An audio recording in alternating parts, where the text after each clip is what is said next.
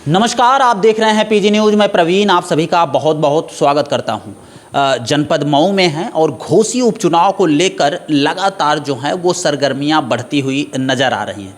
ऐसे में अगर हम बात करें, एक नेता दूसरे नेता पर हमला लगातार कर रहे हैं अपनी बातों से। और ऐसे में अगर हम बात करें तो राजभर समाज के एक नेता हमारे साथ रामजीत राजभर जी हैं, जो कि ओम प्रकाश राजभर के ऊपर बड़ा आरोप लगा रहे हैं। और इनका एक बयान या एक बात कहा जाए इनके बारे में तो ये शायद ओम प्रकाश राजभर की तिरही भी कर चुके हैं। उनको मतलब अभी इस पृथ्वी पर मानते नहीं कि वो हैं। हालांकि ओम प्रकाश राजभर सत्ता में कहा जाए तो बीजेपी के साथ गठबंधन में हैं। बहुत बहुत स्वागत है रामजीत राजभर। बहुत बहुत धन्यवाद आपके चैनल, आपके दर्शकों को स्वदेव स्वाभिमान पार्टी की तरफ से बहुत बहुत बधाई हो। क्या लगता है कि ओम प्रकाश राजभर जी को नहीं संभाल पा रहे थे, इसलिए आपको एक पार्टी खड़ा करना पड़ा, या क्या वजह रही कि आप लोग ओम प्रकाश राजभर का बगावत करना शुरू कर दिए? देखिए, ओम प्रकाश राजभर को राजभर समाज ने खरी खुदी और चोकर और भूसा 20 साल खिलाने का काम किया। मेरे कहने का तात्पर्य मतलब यह है कि ओम प्रकाश राजभर को चंदा से लेकर के, झंडा से लेकर के और ट्रैक्टर टाली में लद करके रैलियों को सफल बनाने में राजभर समाज का सबसे बड़ा भूमिका था। मगर जब ओम प्रकाश राजभर सत्ता सरकार में गए 2027 में, तो उसमें ये जहूराबाद जनपद गाजीपुर से जहूराबाद से विधायक बने और मंत्री भी बने। मंत्री बनने के बाद अपने पूरे रिश्तेदारों को कहीं ना कहीं जो है एडजस्ट कर लिए। मगर एक भी राजभर समाज को इनको दिव्यांग विभाग मिला था और कहीं राजभर को नहीं लगाया। राजभर समाज इनका इंतजार जो है 21 साल किया है। 27 अक्टूबर 2002 को पार्टी बनी थी और तब से लेकर के और 2022 तक जो है राजभर समाज ने इंतजार किया। इंतजार करते ये कहा करते थे अपने आप लोगों के चैनल के माध्यम से कि राजभर समाज के बेटा को जो है मैं लीडर बनाऊंगा, लोडर नहीं बनाऊंगा।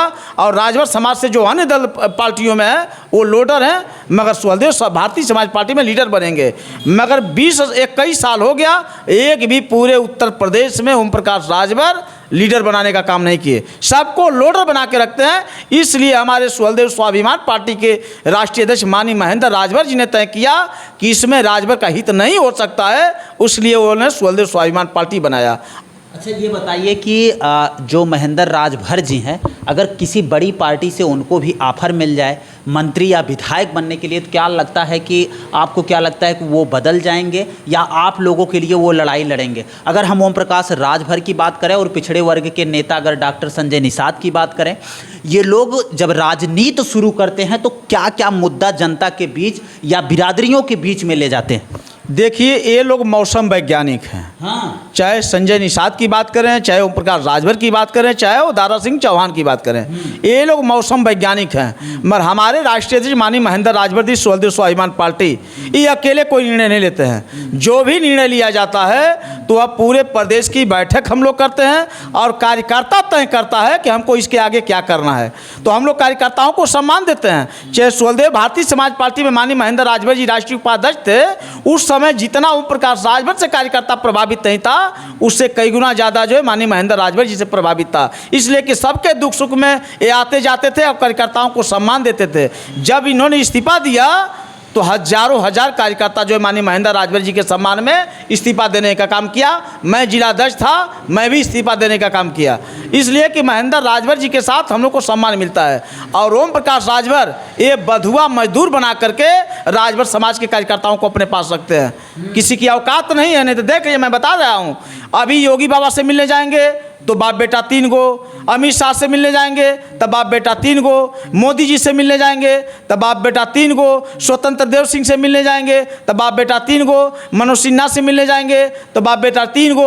यानी बाप बेटा 3 की पार्टी है और किसी राजभर समाज की पार्टी नहीं है। अगर ये बात किया जाए ओम प्रकाश राजभर की, तो मतलब पूरी तरह से परिवारवाद कर रहे हैं। और अगर इसी में बात किया जाए कि जब ओम प्रकाश राजभर के कुछ बयान होते हैं, जब उनके विवादित बयान आते हैं, तो ये समाजवादी पार्टी के नेता अखिलेश यादव जी के ऊपर, पूर्व मुख्यमंत्री अखिलेश यादव जी के ऊपर जब निशाना साधते हैं तो ये बड़ा उलूल जुलूल बातें बोलते हैं। देखिए ओम प्रकाश राजभर का इस समय जो सर्वर काम नहीं कर रहा है। हाँ। मैं कह रहा हूँ ओम प्रकाश राजभर पहले लखनऊ जाके वेदांता हॉस्पिटल में इलाज करा लें। हाँ। इसलिए कि इस घोसी उपचुनाव को लेकर के उनका माइंड जो है एकदम डिस्टर्ब हो रहा है। वो बाप बेटा वेदांता हॉस्पिटल आजमगढ़ में लखनऊ में जाकर के इलाज करा लें, ताकि उनका दिमाग सही हो जाएगा, तब वो सही भाषा बोलेंगे। ये लोग समय में कोई चीलम ले लेते हैं, 2 चीलम मार लेते हैं, बस शाम को दिन भर जो है उलूल जुलूल बोलने का काम करते हैं। चीलम भी मारते हैं। बिल्कुल, इनका नेता 6 किलो गांजा में पकड़ा गया है, जेल भी गए हैं। मिलेंगे ओम प्रकाश साहब चाहे उनके 2 नेता, तो उनसे पूछेगा कि जेल कौन गया है। 6 किलो गांजा में पकड़े गए थे इनके नेता। और रह गया सवाल, ओम प्रकाश राजभर जब भारतीय जनता पार्टी के साथ गठबंधन नहीं था तो ये उत्तर प्रदेश से दारू बंद करवा रहे थे, महिलाओं को गुमराह करते कि उत्तर प्रदेश में हम दारू बंद करवा देंगे। उसी तरह से 300 यूनिट बिजली दिलवाने का कहा कहते कि घरेलू बिजली 300 यूनिट हम माफ करवा देंगे, महिलाओं को 50% आरक्षण दिलवा देंगे। और उसी तरह से 27.5% जो है पिछड़ी जाति का आरक्षण जो है विभाजन करके और जितना हक राजभर समाज को मिलेगा वो दिलवा देंगे। मैं आज ओम प्रकाश आरक्षण को ही लेकर ये लोग लड़ाई लड़ने के लिए मैदान में आते हैं। क्या ये बताइए कि अब तक ये लोग आरक्षण दिलवा पाए हैं या नहीं दिलवा पाए? देखिए ओम प्रकाश राजभर का विषय नहीं है, एक ये विधायक है और एक सिंघल विधायक बताइए आरक्षण दिला देगा? है औकात? अगर संविधान में है तो बताइए। जब तक कैबिनेट का बैठक ना हो, प्रस्ताव ना पास हो, एक विधायक को दिला नहीं सकता है। मगर ये व्यक्ति राजभर समाज को आज 20 से 21 साल से गुमराह किया है। मैं पूछ रहा हूँ कि जब सत्ता सरकार में गए हो तो इस समय क्यों नहीं दारूबंदी की बात बोल रहे हो, क्यों नहीं बिजली माफी की बात बोल रहे हो, क्यों नहीं आरक्षण की बात कर रहे हो, क्यों नहीं महिलाओं को 27.5% आरक्षण दिलवाने की बात करते हो? इसलिए कि इस सब इनकी जबान बंद हो गई। अब इनको मिल गया है कि अब यादों का 12 बजे के बाद बुद्धि खुलती है। राजभर समाज के लोग जो पियक्कड़ हैं, महेंद्र राजभर के कार्यकर्ता जो पी करके उलट जाते हैं, यानी उस मुद्दा पर नहीं जाते हैं जो ये मुद्दा भारतीय जनता पार्टी को दिखाते थे आईना की तरफ से। मैं कह रहा हूं ओम प्रकाश राजभर से कि अगर असल माँ बाप के औलाद हो तो जो इसके पहले मुद्दा बोले हो उस मुद्दा को भारतीय जनता पार्टी में बोल के दिखाओ। अगर तुम्हारी औकात है तो बोल के दिखाओ, मैं नहीं बोल सकते हो। अब बताइए दारूबंदी की बात करते हैं क्या?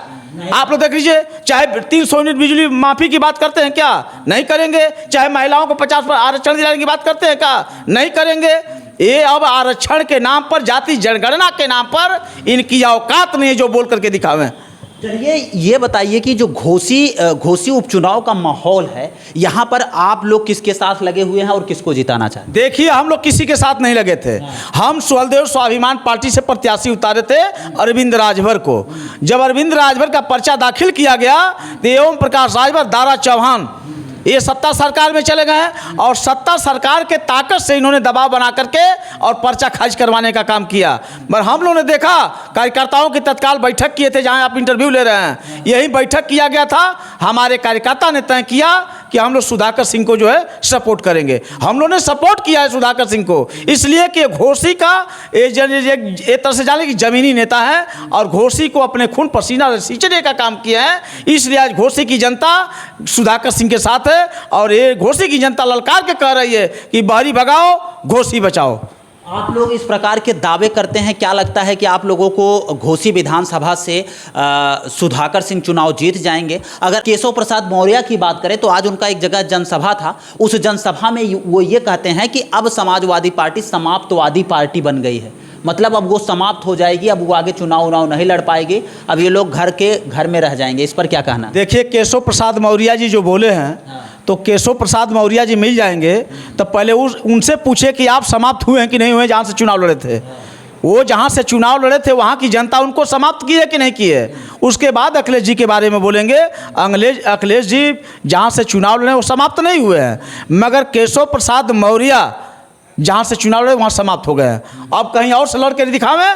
और रह गया सवाल, केशव प्रसाद मौर्य जी जो बोल रहे हैं उलूल जुलूल, वह अखिलेश जी पर 27 में केशव प्रसाद मौर्य की ताकत समझ में आ जाएगी कि हमको स्टूल मिलेगा कि नहीं मिलेगा। ये बता दीजिए केशव प्रसाद मौर्य जी से। 27 में समाजवादी पार्टी की सरकार बनेगी और माननीय महेंद्र राजभर जी के सहयोग से सरकार बनेगी। ये राजभर समाज, आज जानिए राजभर समाज नहीं, पूरे दलित समाज के लोग जो है माननीय अखिलेश जी का सम्मान करने जा रहे हैं और साइकिल चुनाव चिन्ह पर वोट करेंगे पूरे दलित समाज के लोग। और राजभर, चौहान, दूसरी अधिकार, केवड़, विधमला, धनकर, बिहार, धनकुट्टी, पासी, बनवासी, खट्टिक, नाऊ, माझी, मजवारा, लोहार, कुहार, जो है अर्कवंशी, लोथ, खंगार, भुजवारा, ये सारे जातियों के लोग आज माननीय अखिलेश जी के साथ हैं। और डंका के चोट पर 24 में भारतीय जनता पार्टी को समझ में आ जाएगा। 5 सीट है उत्तर प्रदेश में, भारतीय जनता पार्टी के लिए मात्र 5 सीट, 6वां सीट नहीं मिलेगा। अब अभी से आप घोषणा कर 80 में 5, मैं कह रहा हूँ 80 में 5, बाकी 75 समाजवादी पार्टी के साथ, 75 समाजवादी पार्टी के साथ 5 जो है भारतीय जनता पार्टी पाएगी। इंडिया इस समय चापी है, बल भर जान दीजिए। हाँ, इंडिया चापी है एकदम, और 75 में 5 पाएंगे लोग। इनको जाना है, ये बनाम इंडिया होगा क्या? बिल्कुल होगा। मैं कह रहा हूँ जब तक विदाई नहीं तब तक कोई ढिलाई नहीं। ये माननीय अखिलेश जी कोपागंज के धरती पर कह के गए हैं कि जब तक इन लोगों की विदाई नहीं तब तक कोई ढिलाई नहीं, ये जान लीजिए। तो इनकी विदाई तय हो गई है, अब उल्टी गिनती शुरू हो गई है। और उल्टी गिनती में मंगरू चाचा मिले तो कहो आओ मंगरू चाचा तनिहुर के गईला भारतीय जनता पार्टी के साथ। मंगरू चाचा मतलब ओम प्रकाश राजभर जी।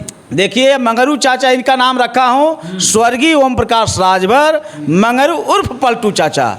हाँ, ये कभी भी पलट जाएंगे, बिन पेना के लोटा है, इनका कोई ठिकाने नहीं कब किधर चले जाएंगे। अभी भाजपा में जाएंगे तो सपा को गाली देंगे, और सपा में आएंगे तो भाजपा को गाली देंगे।